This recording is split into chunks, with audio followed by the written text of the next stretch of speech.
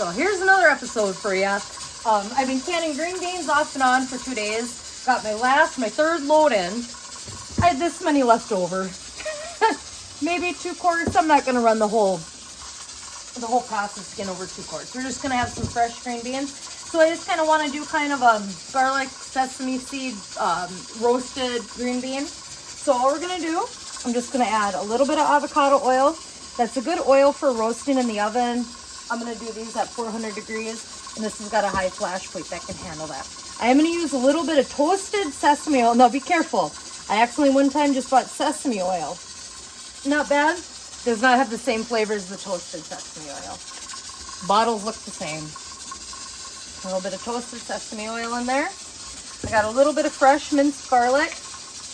That's one of my little things for me.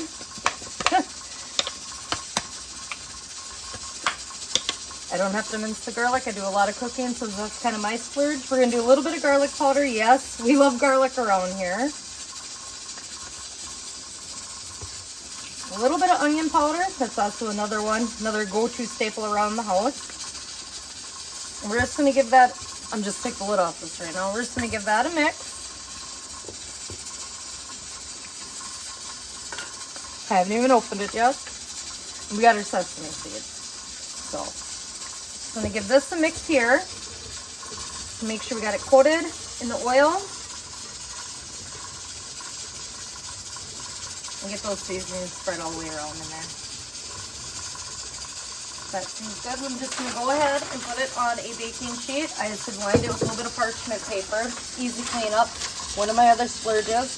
We're trying to be more self-sufficient, not off the grid, and there's a few things that I do like. Electricity, running water, a little bit of convenience stuff.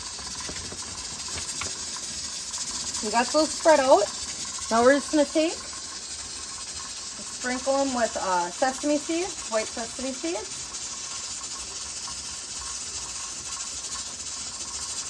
And I'm going to go ahead and just stick these in the oven, like I said, at 400 degrees. You hear my canner or see my canner in the background there with my last load of green beans. So I'm just going to stick these in the oven.